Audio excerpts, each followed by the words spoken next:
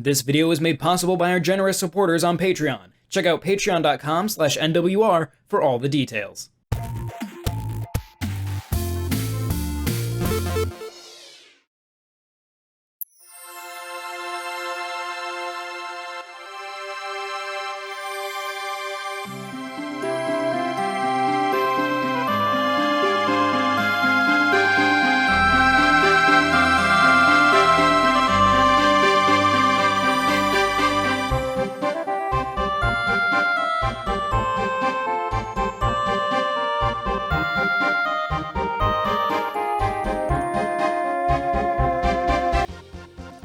Faeland isn't the first Metroidvania to use pixel graphics in a fantasy setting, but there's no denying it that it has that attractive retro art style that calls to mind classics like Zelda 2 and Faeland.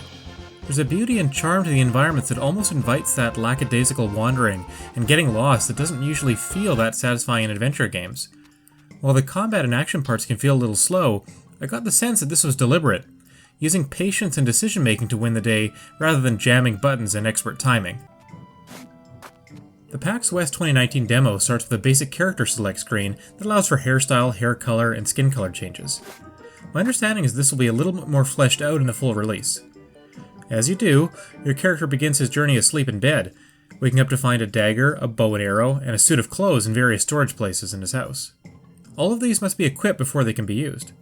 After leaving the house, you speak to Gus, who gives you your first quest, finding a missing scout, and so you follow a patrol to the east in pursuit of the scout. Heading to the right one screen takes you out of the small town and into a field where you begin to encounter enemies. The first enemy I fought was an evil-looking mushroom, which you can dispatch by crouching and swiping at it with your dagger. Enemies can drop coins and health-restoring items that enter your inventory and can be used at will, given that they are equipped to your character. As I explored further, I found treasure chests with useful items, and then fell into a dark cave with some trickier combat situations. There are backflip and roll abilities you can use when fighting to evade enemy attacks and position yourself behind them. The movement and action felt pretty solid throughout the demo.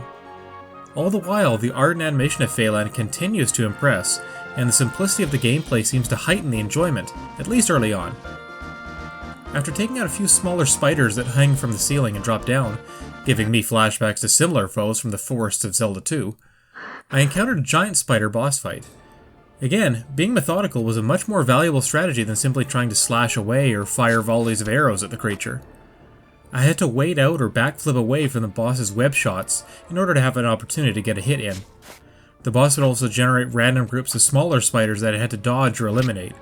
A stock of health items helped me survive long enough to whittle down its health, but I fell just before landing the decisive blow.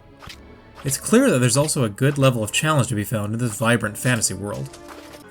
While some may find the pace of play a little too leisurely, I welcome an experience that encourages players to slow down a bit and take in the sights. My time with Faeland was brief, but its visual style was one of the most striking things I saw at PAX West, and I'm excited to see and hear more about it.